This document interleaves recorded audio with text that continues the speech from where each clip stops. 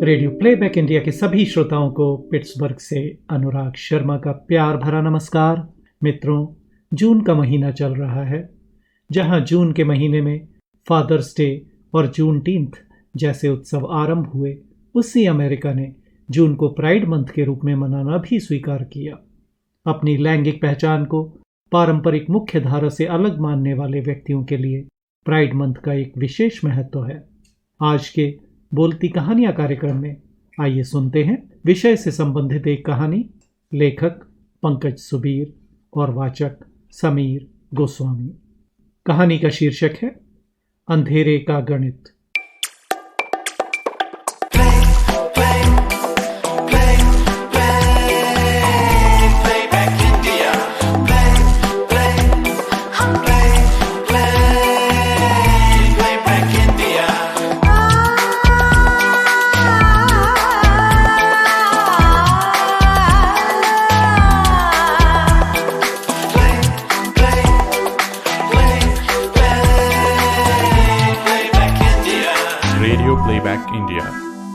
मुंबई जैसे महानगर में जहां लोकल ट्रेनें सुबह दोपहर शाम अपनी पीठ पर ढोती हैं, वो भला क्या कर रहा है? आईना उससे झूठ बोलता है या सच, कुछ पता नहीं, पर आईना प्यास को बुझा नहीं पाता है। गोरेगांव पश्चिम में शास्त्री नगर के जिस फ्लैट में वो अपनी प्यास की चिंगारियों के साथ रात गुजारता है, वहां कुछ भी ऐसा नहीं है जो खालीपन के अंधेरे में समा जाए। मुंबई में काम करने वालों के लिए सुबह से शाम तक तो कुछ भी अपना नहीं है। बस एक रात होती है जब कुछ गणित सुलझाए जाते हैं, पर अकेलेपन के भी भला कोई गणित होते हैं? न कुछ जोड़ सको न कुछ घटा सको। दफ्तर से सीएसटी और सीएसटी से अंधेरी, अंधेरी से ट्रेन बदलकर गोरेगांव और गोरेगांव में वही फ्लैट, वही आग, वही सन्नाटा। जब बिस्तर पर पहुंचता तो सामने आईने में नजर आती अपनी निर्वस्त्र देह के किनारे उसे सुलगते हुए नजर आते। वो सोचता कि प्रतिबिंबों को परिभाषा से परे नहीं किया जा सकता क्या? वो जो आईने के उस तरफ दूसरा मैं सो रहा है, वो यहां आकर मेरे गणित को पूरा नहीं कर सकता क्या? आईने के उस तरफ की देह को देखता तो उस अंधेरे पर नजर अटक जाती, जहां एक गणित रखा हुआ हल होने की प्रतीक्षा करता नजर आता था। फिर दूसरा दिन और कपड़ों में उसी गणित को छुपाए लोकल ट्रेन पर सवार हो जाता। बचपन और जवानी, हालांकि फासला ज्यादा नहीं होता, पर परिभाषाओं में गजब का परिवर्तन आ जाता है। और फिर वो तो मुंबई जैसा महानगर भी नहीं था, एक छोटा सा कस्बा था, जहां उसका सबसे पहले अंधेरे के इस गणित से परिचय हुआ था। किसी दोस्त के भाई की बारात में गया था वो। रात को शादी के कार्यक्रम से निपटकर जब सोने वाली जगह पर पहुंचा तो देखा दूल्हे के 4-5 दोस्त बैठकर कुछ पी रहे हैं। उसे देखकर उनमें से एक बोला, ए छोटू, आज थोड़ी तू भी ले ले। शराब समझकर वो थोड़ा झिझका, मगर इतनी देर में ही दूसरा बोला था, अरे ये शराब थोड़ी है, ये तो बियर है। उफ, कितना तीखा स्वाद था उस मटमैले पानी का। कितनी पी थी ये तो याद नहीं, पर हां इतना याद है, वो बेसुध होकर बिस्तर पर गिर गया था। रात को अचानक लगा कि उसकी देह अनावृत हो गई है। फिर एकदम यूं लगा कि पसलियां टूटने लगी हैं, सांसें उखड़ने लगी हैं। ऐसा लग रहा था मानो बर्फीली चिंगारियां उसके बदन में समाती जा रही हैं। फिर अचानक सब कुछ शांत हो गया। कुछ देर बाद फिर वही रात भर ये सिलसिला चलता रहा। कुछ नशा था और कुछ अंधेरे के इस गणित से अनभिज्ञता। वो समझ नहीं पा रहा था कि उसके साथ क्या हो रहा है। हर एक दौर के बाद एक और दौर, वही पसलियों के चटकने की आवाज, वही सांसों का उबलना, और फिर वही ज्वालामुखी सा कुछ फट पड़ना। हर बार वो क्या पिघल रहा है? क्या ज्यादा शराब के कारण ये हो रहा है? सुबह उठा तो वही अनावृत अवस्था थी। रात के नशे और उस झंझावात ने सब कुछ तो तोड़कर रख दिया था। क्षितिज के उस पार दर्द इस तरह चीत्कार कर रहा था मानो मृत्यु से साक्षात्कार कर लिया हो। सामने वही 5 साए खड़े मुस्कुरा रहे थे, पर वो मुस्कुरा क्यों रहे थे? उसकी अनावृत अवस्था पर? आखिर किस तरह का अनावरण था ये? लौटते समय बस में उसने दोस्त को रात की बातें बताईं तो दोस्त भी मुस्कुरा दिया, कहने लगा, ये कोई बड़ी बात नहीं है, घर चल, फिर कभी आराम से समझा दूंगा। बहुत दिनों तक फिर वो उसी उलझन में रहा। क्या था वो सब? अचानक एक दिन दोस्त आया, कहने लगा, चल घर, तुझे उस रोज की बात समझाऊं। मां से उस रात दोस्त के यहां रात रुककर पढ़ाई करने की बात कहकर वो चला गया। उस रात 2 अनावरण हुए, पर आज न तो पसलियां चटक रही थीं, न ही सांसें उखड़ रही थीं। एक भारहीनता थी जो वस्त्रों के जंगल से बाहर आने पर महसूस हो रही थी। उसका दोस्त कोहरे की तरह छाया हुआ था। उसके अंदर भी कुछ उगने लगा था, कुछ ऐसा जो उस कोहरे में धुएं की तरह बिखरने लगा था। एक कोहरा और धुआं इस तरह गुथे हुए थे मानो भौतिक शास्त्र के उस सिद्धांत को आज ही निरर्थक साबित करना है जिसमें कहा जाता है कि विपरीत ध्रुवों में ही सदा आकर्षण होता है। अचानक कोहरे के इशारे पर धुएं के मौसम बदले और एकाएक फिर वही हुआ, वही अछूत अंधेरा फिर चिंगारियों से सुलगने लगा। शादी वाली घटना में आग में प्रचंडता थी, पर यहां की आग ठंडी थी, बर्फ की तरह। जलते जलते अचानक अंधेरों में एक सन्नाटा टूट कर गिरा, और वही मौन, वही निस्तब्धता। कुछ देर तक शांति रही। उसे सब कुछ अच्छा तो लगा था, पर फिर भी कहीं कुछ अधूरापन सा लग रहा था।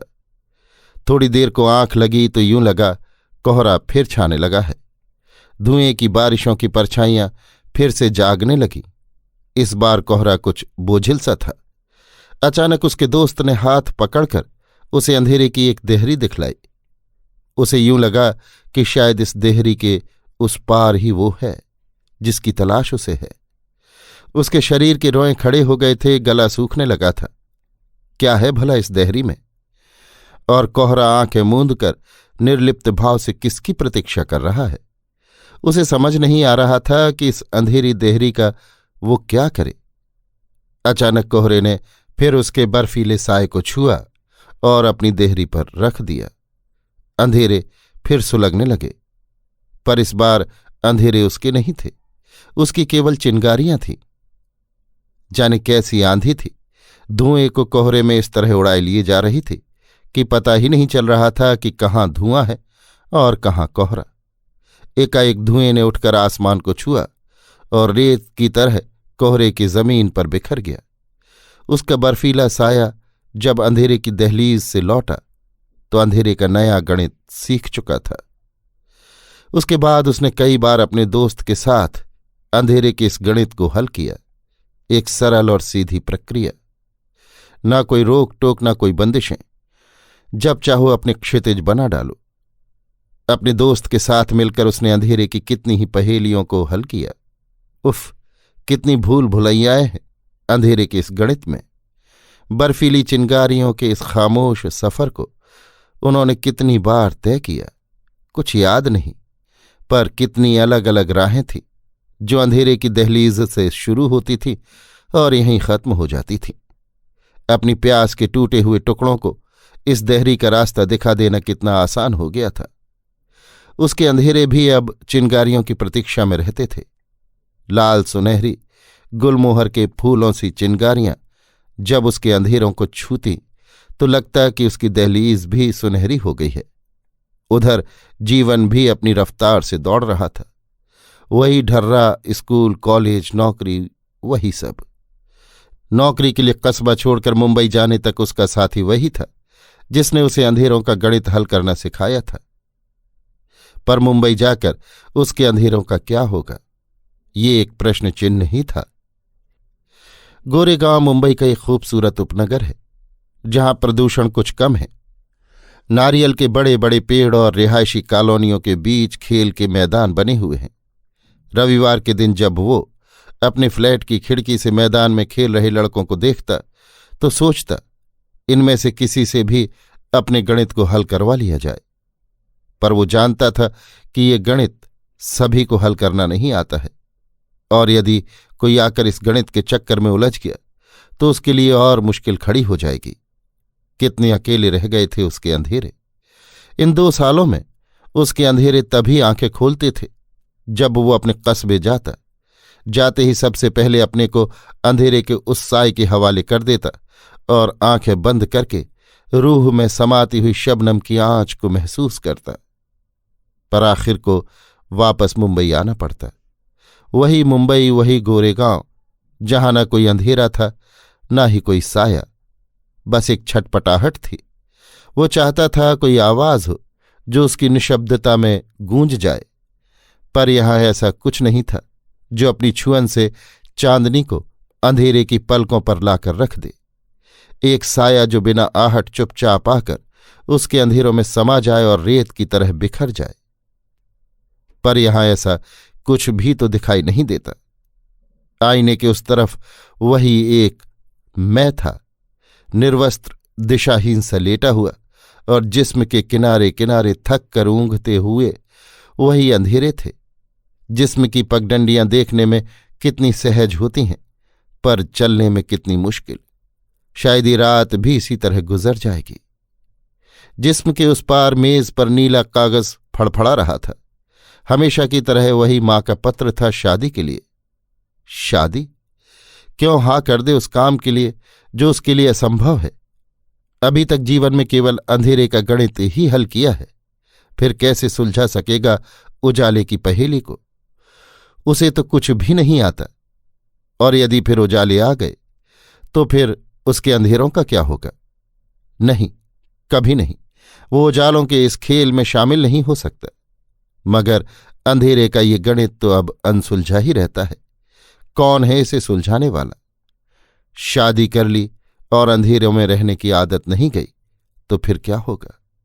फिर ना तो अंधेरे उसके रहेंगे और उजाले तो उसके हो ही नहीं सकते। ऐसे में कहाँ जाएगा वो? नहीं, शादी तो वो नहीं कर सकता, क्योंकि तब उसके अंधेरे अपने सन्नाटों के साथ कहीं भटक जाएंगे और आने वाले उजाले अपनी प्यास की उदासियां लेकर खामोशियों के चादर के सिरहाने बैठे सिसकते नजर आएंगे। घबराकर वो बिस्तर पर बैठ गया। आईने के उस तरफ का मैं गौर से उसके जिस्म से उतरते रास्तों पर नजर डाल रहा था।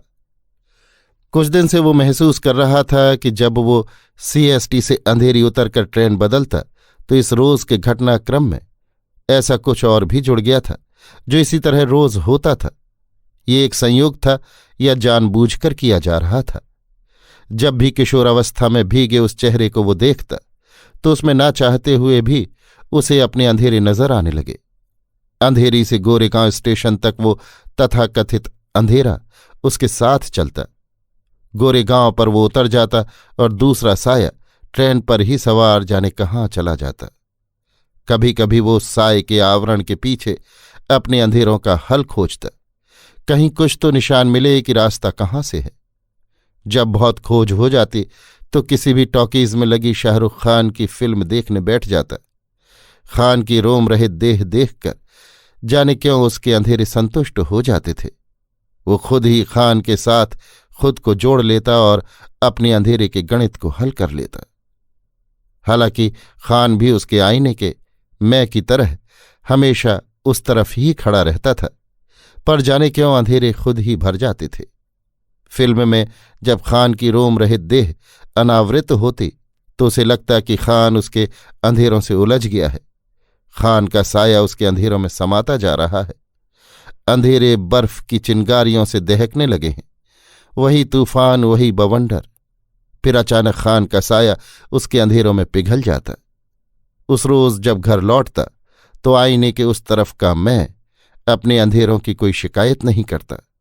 उसके दोस्त के अलावा केवल खान ही था जिससे उसके अंधेरे संतुष्ट होते थे। गोरेगांव स्टेशन से निकलते ही जो टॉकीज है, अक्सर वहीं वो खान की फिल्में देखता था। फिल्म देखने के बाद जब स्टेशन से शास्त्री नगर तक पैदल आता तो सड़क वही होती जो फिल्म सिटी को शहर से जोड़ती है। शाम को फिल्म सिटी से शूटिंग करके घर लौट रहे फिल्म स्टार्स की गाड़ियां घर की तरफ दौड़ती हैं। उसे ऐसा लगता अभी कोई गाड़ी उसे पहचान कर रुकेगी। उसमें से खान उतरेगा और पूछेगा, तुम वही हो ना, अंधेरे के गणित वाले, जिसके साथ मैंने वो गणित हल किया था? और फिर खान उसके साथ शास्त्री नगर के फ्लैट में आएगा, और फिर आईने के उस तरफ 2 अनावरण होंगे। खान की रोम रहित देह उसके अंधेरों में समा जाएगी। आईने के उस पार अपने अंधेरे को वो अपनी आंखों से सुलगता हुआ देखेगा। शायद पहली बार वो आईने के उस पार के मैं को मुस्कुराता हुआ देखेगा। पूर्णतः अनावृत खान की चकाचौंध शायद उसके अंधेरों को हमेशा के लिए बुझा दे। घर लौटता तो आईने के उस तरफ का मैं उस पर हंसता। खान कब उसके अंधेरों से जुड़ गया था उसे भी नहीं पता। टॉकीज में खान से मिलकर आने के बाद अक्सर वो आईने के उस तरफ अनावृत भी नहीं होता था। जैसा आता वैसा ही चादर की सलवटों में समा जाता।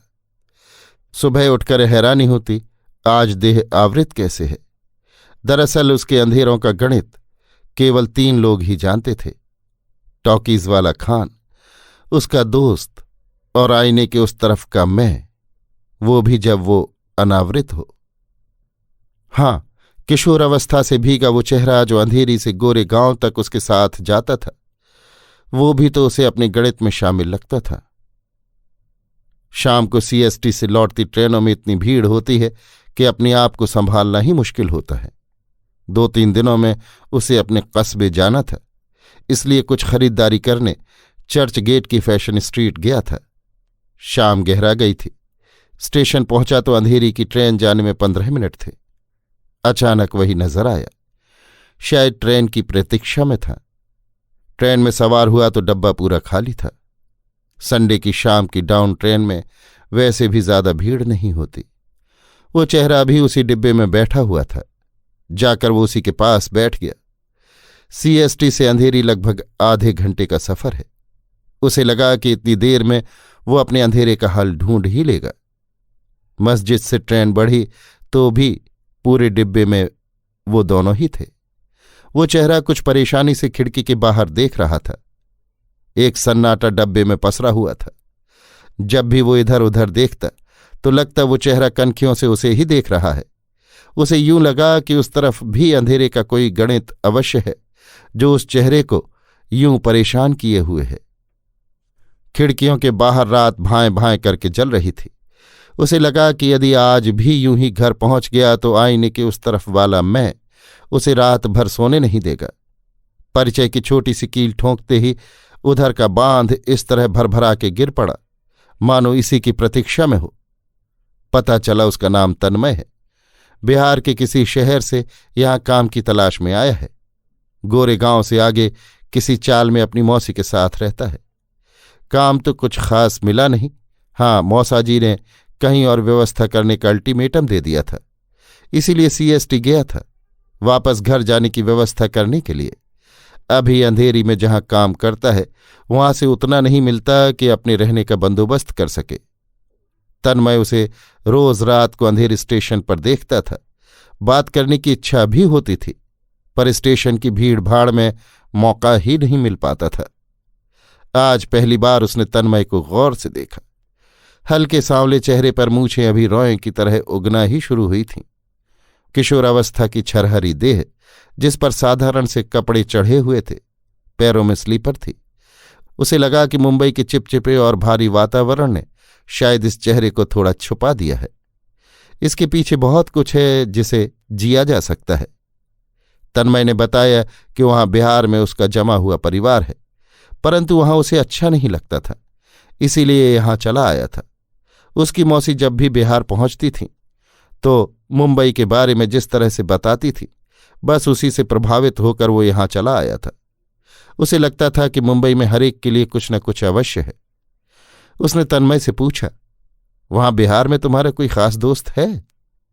एक क्षण के लिए उसे लगा कि तन्मय की आंखों में भी एक अंधेरा उग आया है, परंतु शीघ्र ही वो बुझ गया और बोला, हाँ, वहां तो मेरे बहुत से दोस्त हैं, पर यहां तो। उसके अंधेरे अचानक सर पटकने लगे। यूं लगा कि अब ये अंधेरे काबू से बाहर हो रहे हैं। गाड़ी पूरी रफ्तार से अंधेरी की ओर भागी जा रही थी। खिड़की से बाहर देखता तो उसे लगता भीड़ में कितने ही तन्मय हैं।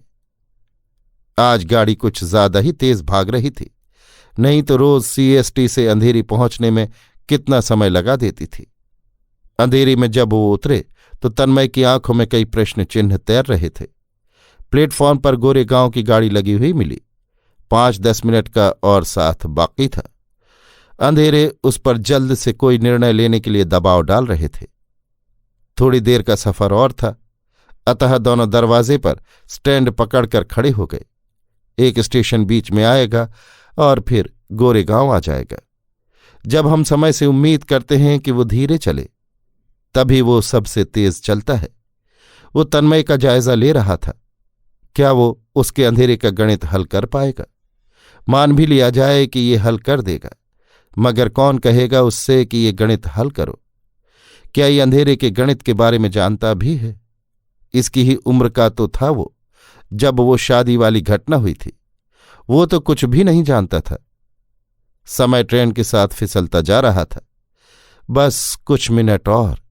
अगर फैसला नहीं किया तो यहां मुंबई में उसके अंधेरे शायद हमेशा के लिए अनसुलझे रह जाएंगे। गोरेगांव स्टेशन की लाइटें नजर आने लगी थीं। उसने तन्मय से कहा, अभी वापस बिहार मत जाओ। मैं यहां गोरेगांव वाले फ्लैट में अकेला रहता हूं। तुमको केवल रहने की ही तो समस्या है। तुम मेरे साथ रह लेना। 3 दिन बाद 15 अगस्त की छुट्टी है। तुम अपना सामान लेकर मेरे घर आ जाना। इसी बीच वो मन ही मन कस्बे की अपनी प्रस्तावित यात्रा रद्द कर चुका था। स्टेशन पर उतरते उतरते उसने तन्मय को अपना कार्ड दे दिया। स्टेशन के बाहर पोस्टर पर खान अर्ध अनावृत खड़ा था, पर आज वो वहां नहीं रुका। उस रात आईने के उस तरफ का मैं जब धागों के ताने बाने से बाहर आया तो देह की देहरी पर किनारे किनारे कुछ जगमगाता सा नजर आ रहा था। मौसम जिस्म की पगडंडियों पर बंजारों की तरह फिर रहा था। पैर गीली रेत पर निशान बनाने लगे थे। आज जब आईने के उस तरफ अंधेरों को छुआ तो लगा बहुत जुल्म हो चुका है इन पर। कितने दिनों से ये सन्नाटे की चादर ओढ़े खामोश खड़े हैं। जो उसने आज किया वो कभी भी कर सकता था। ये अंधेरे अगर सदा के लिए खामोश हो जाते तो क्या होता? एक चिंगारी प्यास के कांटों के लिए बहुत है। शायद 6 महीने पहले वो कस्बे गया था, जब अंधेरों ने बरसाती पानी के सौंधेपन को महसूस किया था। तब से फिर वही बिखराव था। आईने के उस तरफ का मैं आज शायद बहुत उत्कंठित था। बार बार होठों पर जबान फेरता था। शायद उसका गला सूख रहा था। उतरते हुए रास्तों के मोड़ पर जाने क्या था जो चादर की सलवटों की छुअन से पानी पानी हो रहा था। आज वो चाह रहा था कि या उसका दोस्त या खान कोई भी आईने के उस पार आ जाए। बहुत कोशिश की पर कोई नहीं आ रहा था। आज अंधेरे भी ज्यादा चीख नहीं रहे थे। ये खामोशी कैसी है? कुछ समझ नहीं आ रहा। घबराकर उसने आईने की तरफ वाले मैं की तरफ पीठ कर ली। उसकी चुप्पी उससे बर्दाश्त नहीं हो रही थी। सामने दीवार पर एक मकड़ी अपने ही जाल में फंसी हुई थी, पर वो जानता था कि मकड़ी की मानसिकता ही फंसे रहने की है, इसलिए वो फंसी हुई है। नहीं तो अपने ही बनाए जाल को तोड़ना उसके लिए कोई मुश्किल काम नहीं है। उफ, ये क्या सोच डाला उसने। सुबह उठा तो कुछ अच्छा लग रहा था। हालांकि अंधेरे सुलगे तो नहीं थे, पर राख भी नहीं हुए थे। मुंबई की सुबह इतनी तेज गति की होती है कि अगर आप जरा भी सुस्त हुए तो अपने को दोपहर की बाहों में पड़ा पाओगे। आज तो कुछ देर भी हो गई थी। बस से स्टेशन जाना और देर कर सकता था। चौराहे से ऑटो पकड़कर स्टेशन पहुंचा और समा गया उस रेले में जो जाने कब से, किस कारण जाने किस दिशा में बहा चला जा रहा है। वही बुझे बुझे चेहरे, मछली की टोकरियां, सड़ी हुई गर्मी। उफ, ये लोग इतने बुझे से क्यों हैं? क्या उसकी तरह इनके भी कोई गणित हैं जो अनसुलझे हैं? लोकल ट्रेन में सुबह की यात्रा का सबसे बड़ा कष्ट ये होता है कि भीड़ के कारण आप अंदर तो देख नहीं सकते, और सुबह सुबह ट्रेन के बाहर पटरियों के किनारे जो होता है वो देखने लायक नहीं होता। रोज वो भीड़ में से किसी को भी छांट कर मन ही मन अपने अंधेरे का हिस्सेदार बना लेता था और फिर सीएसटी तक उसी से उलझा रहता। स्टेशन पर उतरकर उस हिस्सेदार को भुलाकर चल देता। पर आज उसने ऐसा कुछ नहीं किया। क्या ऐसा तन्मय के कारण हुआ था? तन्मय को लेकर वो भ्रम ही पाल रहा था, क्योंकि जब उसने तन्मय के सामने वो प्रस्ताव रखा था तब तन्मय ने कोई जवाब नहीं दिया था, और फिर तन्मय तो घर वापसी की व्यवस्था करने सीएसटी गया था। मात्र रहने का ठिकाना मिल जाने से क्या वो अपना इरादा बदल लेगा? हो सकता है वो वापस बिहार चला भी गया हो। दफ्तर से लौटते में जब अंधेरी स्टेशन पर उतरा तो तन्मय कहीं नजर नहीं आया। वो बुक स्टॉल के पास जाकर खड़ा हो गया। सामने गोरेगांव की लोकल ट्रेन धीरे धीरे सरक रही थी। तन्मय उसमें भी नजर नहीं आ रहा था। जब आप किसी के आने की उम्मीद करते हैं तो आपका अंदर खुद ही दो हिस्सों में बंट जाता है। एक इधर उधर उम्मीद से देखता है, दूसरा कहता है व्यर्थ है, वो नहीं आएगा। 3 लोकल ट्रेनें निकल चुकी थीं। अब और खड़ा रहना असंभव था। गोरेगांव पर उतरा तो बाहर खान उसी अवस्था में खड़ा था। आज वो खान की रोम रहित देह में उलझता, पर आज तो वैसे ही देर हो चुकी थी। शास्त्री नगर की सड़क पर से सारे स्टार्स गुजर चुके थे। आज तो खान के भी यहां मिलने की उम्मीद नहीं थी।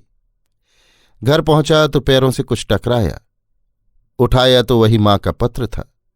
खोलने की तो आवश्यकता ही नहीं थी, क्योंकि अंदर तो वही सब कुछ होगा, मां और उसके उजालों का गणित। क्या अंधेरों में रहने वाला उजालों के गणित को हल नहीं कर सकता? और वैसे भी अब उसके अंधेरे तो यूं ही अनसुलझे पड़े रहते हैं। एक गिलास पानी पिया, खाना खाने या और कुछ करने की तो अब इच्छा भी नहीं थी। कमरे में आकर सबसे पहले लाइट बंद की। आज आईने के उस पार के मैं से नजर मिलाने की उसकी हिम्मत नहीं हो रही थी। थोड़ी आंख लगी तो लगा मां आकर सिरहाने बैठ गई है। उसके हाथों में एक उजाला है। निःशब्द उसे ही देख रही हैं। फिर चुपचाप उस उजाले को उसकी चादर में रखकर बोली, कब तक भागता रहेगा इस अंधेरे में? देख कैसा उजाला लाई हूं मैं तेरे लिए। वो उजाला उठा और उसके साए से लिपट गया और उसे लेकर आसमान पर उठता चला गया, ऊपर, बहुत ऊपर। और फिर एकदम से उसका साया टूटा और उल्का की तरह गिरा, नीचे धरती पर टकराया और बिखर गया। वो सोच रहा था, उसने कस्बे जाने का कार्यक्रम नाहक ही रद्द कर दिया। कम से कम वहां तो इन अंधेरों को मुकाम मिल ही जाता। एक उम्मीद पर तन्मय के कारण बेकार ही ये सब किया। कभी कभी वो सोचता है, वहां कस्बे में क्या वो उसका दोस्त भी अपने साए के साथ उसकी तरह ही प्यास के सूखे सूखे सावन लिए फिरता है?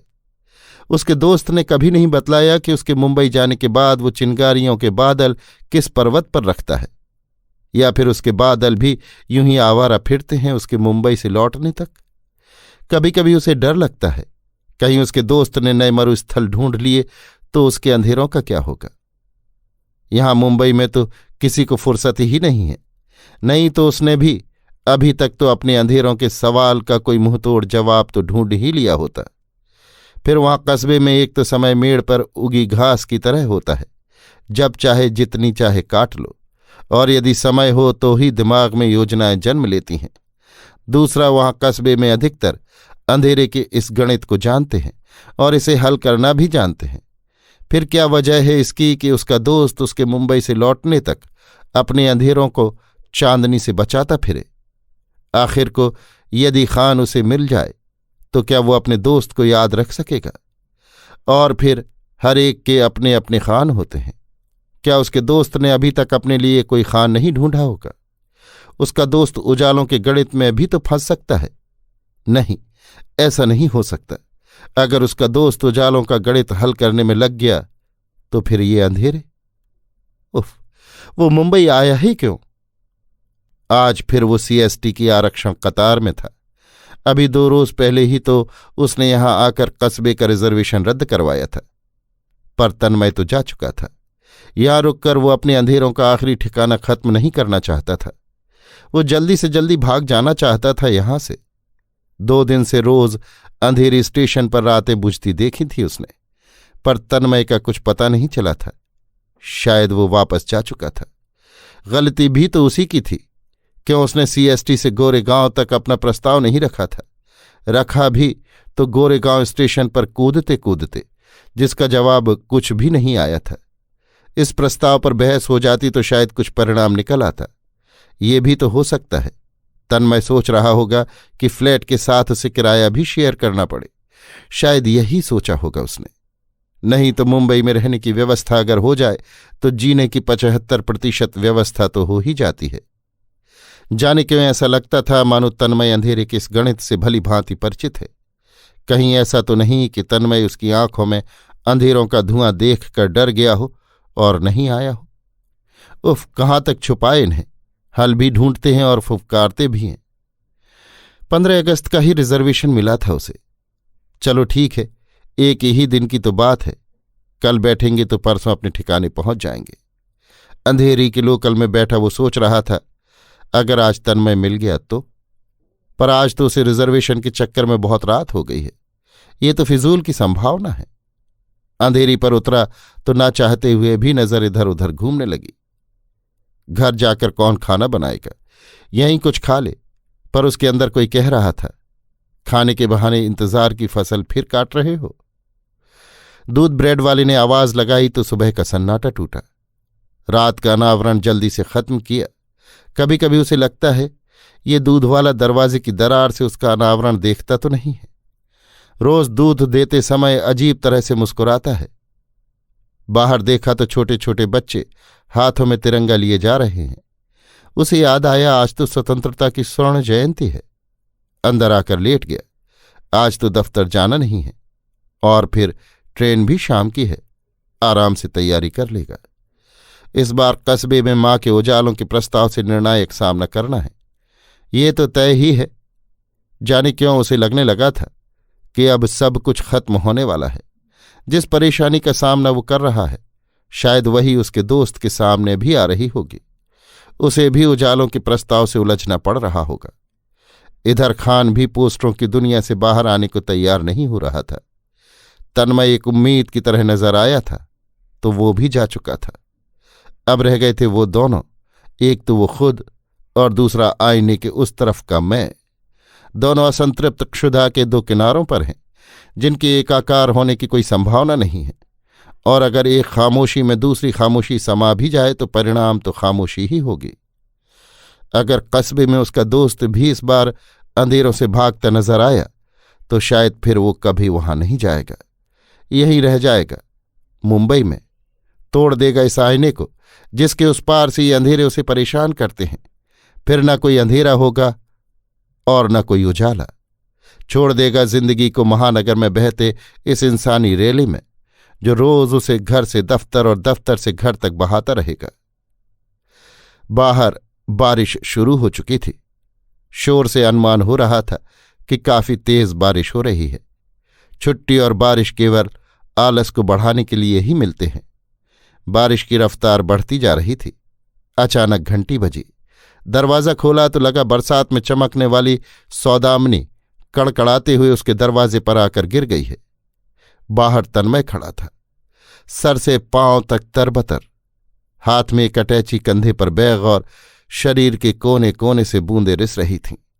स्तब्धता की अवस्था बारिश के शोर को नगण्य करते हुए दोनों के बीच बह रही थी। उसने तन्मय का हाथ पकड़कर अंदर खींच लिया। सामान रखने के बाद तन्मय ने बताया कि उस दिन घर पहुंचा तो मौसाजी ने उसका सामान बांध दिया था। आपने 15 अगस्त को आने को कहा था, इसीलिए 3 दिन तक प्लेटफॉर्म पर ही ठिकाना बना लिया था। मुंबई में फ्लैट एक कमरा, किचन व टॉयलेट को ही कहा जाता है। एक ही कमरा था। भीगा हुआ तन्मय असहज महसूस कर रहा था, अतः उसने तन्मय को टॉवेल देते हुए कहा, पूरे भीग गए हो, जाओ बाथरूम में जाकर नहा धोकर कपड़े बदल लो, मैं चाय बना कर लाता हूं। चाय बनाते हुए वो सोच रहा था, अब रिजर्वेशन का क्या करूं। चलो जाने दो, फिर कैंसिल करते हैं कस्बे जाने का प्रोग्राम। चाय लेकर कमरे में आया तो तन्मय नहा धोकर आ चुका था। 3 दिनों से प्लेटफॉर्म पर जो गर्द जम गई थी, वो धुलने के बाद तन्मय का जो रूप सामने आया था, वो शायद वो पहली बार देख रहा था। उस दिन रात का इंतजार बहुत भारी हो गया था। दिन भर बारिश होती रही। तन्मय ने अपने बारे में काफी कुछ बता दिया था। रात गहराने लगी थी। खाने से निपटकर वो दोनों सारा काम निपटाते रहे। पता ही नहीं चला कब 11 बज गए। बिस्तर पर पहुंचे तो लगा तन्मय कुछ तनाव में है। कुछ है जो वो कह नहीं पा रहा है। अर्ध अनावृत से लेटे लेटे दोनों बहुत सी बातें करते रहे। वो समझ नहीं पा रहा था कहाँ से शुरू करे। आईने के उस तरफ का मैं कुछ क्रोधित नजर आ रहा था। शायद उसे डर था कि कुछ शुरुआत नहीं हो पाएगी। अंधेरे छटपटाने लग गए थे। तन्मय बातें करते करते चुप हो गया था और आंखें बंद कर जाने क्या सोच रहा था। आईने के उस तरफ अब उसके लिए व्यंग और तिरस्कार का भाव छाया हुआ था।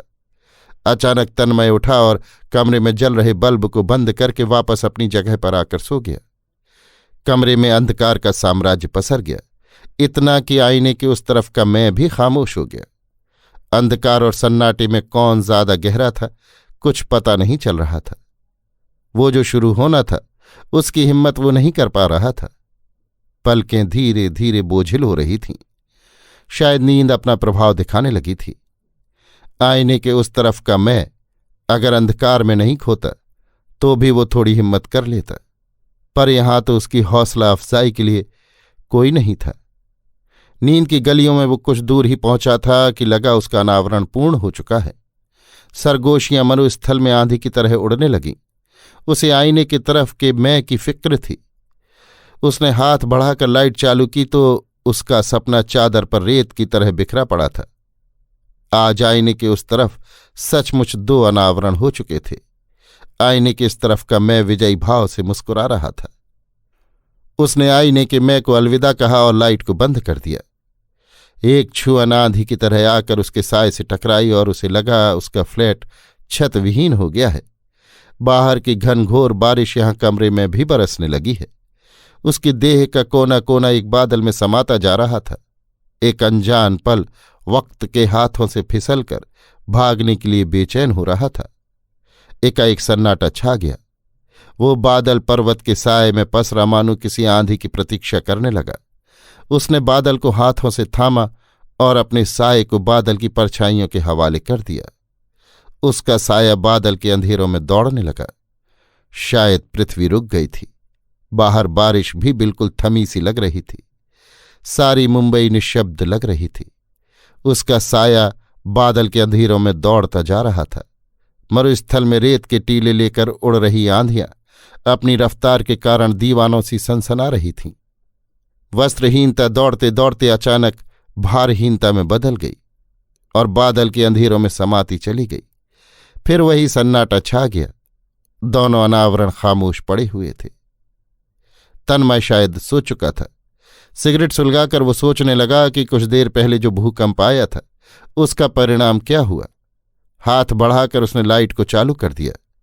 आईने के उस तरफ 2 अनावरण स्पष्ट नजर आ रहे थे। उस तरफ का मैं कुछ उलझन में था। अचानक उसे लगा तन्मय में खान उग आया था। पूर्ण अनावृत खान उसकी तरफ हसरत से देख रहा था। उसने तन्मय में उगे हुए खान को छुआ तो तन्मय ने आंखें खोली। उसने आंखें बंद कर ली। कुछ ही देर में उसे लगा कि वो मरीन ड्राइव के समुद्र किनारे की चट्टान बन गया है और समुद्र की लहरें पूरी गति से दौड़ती हुई उससे टकरा रही हैं। उसने आंखें खोली तो देखा खान कोहरे की तरह छाया हुआ है। उसे बहुत पुराने गीत की पंक्तियां याद आ रही थीं। तुम प्रणय के देवता हो, मैं समर्पित फूल हूं। तन्मय में उगा खान साकार और निराकार के प्रश्न में उलझा हुआ था। उसने लाइट को फिर ऑफ कर दिया। अब न वो था, न खान था, न तन्मय। बस एक अंधेरा था। एक साहिल था और एक बंजारा जो साहिल की गीली रेत पर अपनी उंगलियों से कुछ लिख रहा था। उस अंधेरों में एकाएक आहट सी हुई। कोई उस अंधेरी देहरी में झांक रहा था। अंधेरों की सीलन सुलगने लगी थी। तन्मय में उगा खान अपनी जलती देह लेकर उसके अंधेरों में समा गया। अंधेरे सुलगते जा रहे थे। अनावृत तन्मय समुद्र की लहरों में बदल गया था। एक लहर आंधी का सहारा लेकर उठी और उठती गई और मरीन ड्राइव की चट्टानों से टकराकर बिखर गई। उसे लगा कमरे में रखा आईना फूट गया है और उसकी किरचें उसके अंधेरों में बिखरती जा रही हैं। निशब्दता में केवल तन्मय की सांसें गूंज रही थीं। तन्मय में उगा खान उसके अंधेरों में बिखर गया था। रात भर एक धुआं कोहरे के साए में लिपटा सोता रहा। मोबाइल की घंटी ने सुबह उसे उठाया। देखा तन्मय सो रहा है उसी अनावृत अवस्था में। मोबाइल उठाया तो कस्बे से उसके दोस्त का फोन था। कह रहा था उसकी शादी तय हो गई है, वो समय से आ जाए। और भी जाने क्या क्या बोलता रहा था वो। मगर उसे कुछ सुनाई नहीं दे रहा था। कुछ देर बात करने के बाद उसने मोबाइल बंद कर दिया और स्विच ऑफ भी। लौटा तो देखा तन्मय उसी प्रकार सो रहा है, चुपचाप। वो फिर बिस्तर पर बैठ गया। आईने के उस तरफ का मैं नजर नहीं आ रहा था। शायद अब वो भी अब उसके दोस्त की तरह नजर नहीं आएगा। शरीर से लिपटे टॉवेल को उसने अलग किया और तन्मय के पास जाकर लेट गया। तन्मय ने आंखें खोलीं और उसके अनावृत अंधेरों की ओर देखा। तन्मय में फिर खान उगने लगा। कोहरा फिर छाने लगा था। वो फिर से एक नए सफर पर निकल पड़ा था। अपने दोस्त के साथ जो मंजिलें उसने तय की थीं, उससे भी आगे उसे जाना है, तन्मय के साथ। उसके दोस्त ने उसका साथ 10 वर्षों तक दिया था। तन्मय से भी इतनी उम्मीद करे तो अगले 10 वर्षों तक वो बेफिक्र हो सकता था। खान इतने गहरे कोहरे में बदल गया था कि कुछ सूझ ही नहीं रहा था। उसके अंधेरे फिर सुलग रहे थे। आईने के उस तरफ मरीन ड्राइव की चट्टानों से टकराता समुद्र साफ दिख रहा था। अब शायद वो कस्बे कभी नहीं जाएगा। उसे अंधेरों के गणित का एक और अस्थायी हल मिल गया था। अंधेरे बर्फ की आंच से सुलगते जा रहे थे। दूध वाला दरवाजे की दरार पर आंखें लगाए समझने का प्रयास कर रहा था अंधेरे के गणित को।